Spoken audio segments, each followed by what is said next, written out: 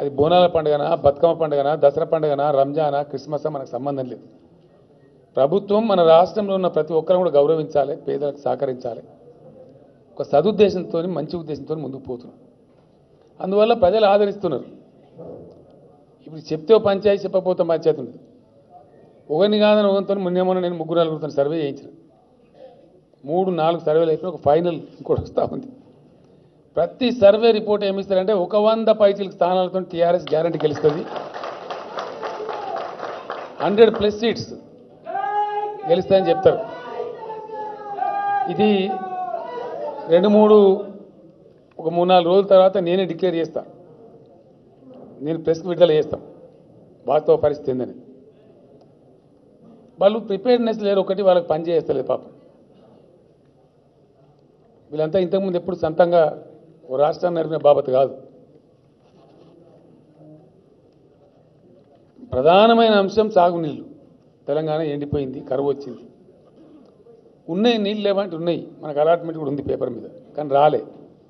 మనోళ్ళు అడగలే, అడిగలే. టీఆర్ఎస్ వచ్చిందాక వాడు నిలబెట్టి అడిగిన కూడా లేడు అసలు.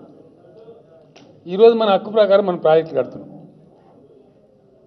నేను గ్యారంటీగా చెప్తున్నా, 2020 వచ్చే 19 జూన్ 20 జూన్లో మీరు హెలికాప్టర్ వేసుకొని బయలుదేరండి, ట్రైన్లో బయలుదేరండి, బస్సులో బయలుదేరండి. ఎటు పోయినా మీకు ఆకుపచ్చ తెలంగాణ కనపడుతుంది. ఎటు పోయినా కూడా మీరు మహబూబ్నగర్ జిల్లా పోతారా, నల్లగొండకు పోతారా, మెదక్ పోతారా, మీ ఇష్టం మీరు రిటర్న్ ఉంటుంది. ఎటు పోయినా కూడా అద్భుతమైనటువంటి పచ్చని పంటలు, పైర్లతో కలకల్లాడే తెలంగాణ కనపడుతుంది. ఇంకా మీకు ఈజీగా అర్థం కావాలంటే నేను చెప్తాను. మేము లెక్కలు తీసినాం. నా లెక్క కాదు ఇది, అగ్రికల్చర్ డిపార్ట్మెంట్ లెక్క.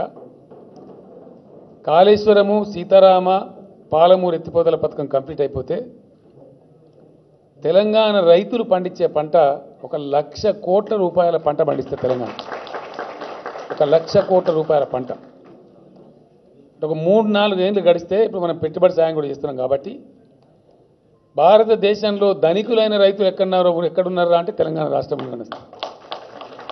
భారతదేశంలో ధనికులైనటువంటి యాదవులు ఎక్కడున్నారు అంటే తెలంగాణ రాష్ట్రంలో ఉన్నారు. భారతదేశంలో ధనికులైనటువంటి మత్స్య కార్మికులు ఎక్కడంటే తెలంగాణ రాష్ట్రంలోనే వస్తుంది. తెలివి గాలు ఎక్కడంటే తెలంగాణలో వస్తుందని రుజువైంది. మనకు తెలివి లేదన్నారు వాళ్ళు. All India IAS top ranker ఎవరు అంటే అనుదీప్ అని మన తెలంగాణ బిడ్డ మెట్పల్లి తాలూకు. మరి ఇప్పుడు తెలివి ఎవరికున్నదో అర్థమవుతుంది, అంతే కదా. ఈ విధంగా ఏ విధంగా చూసుకున్నా కూడా అనేక రంగాల్లో చక్కటి పద్ధతిలో మనం ముందుకు పోతున్నాం. భగవంతుని దయ, ప్రకృతి కూడా సహకరిస్తున్నది. ముందుకు పోతున్నాం, ఇంకా పోవలసి ఉంది.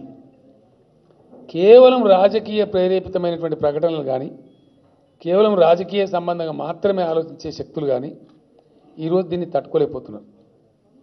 దానికి ఇవ్వలేం చేస్తారండి? మంచిగా పనిచేసే ప్రభుత్వాలు అంటే ప్రజలు పొడగొట్టుకోరు. పాత మెదక్ జిల్లా నేనుంటే బాగారెడ్డి సాబ్ ఉంటే, నేనేమో extreme east part of Medak అంటే సిద్దిపేట, ఆయన extreme western part of Medak Zaheerabad.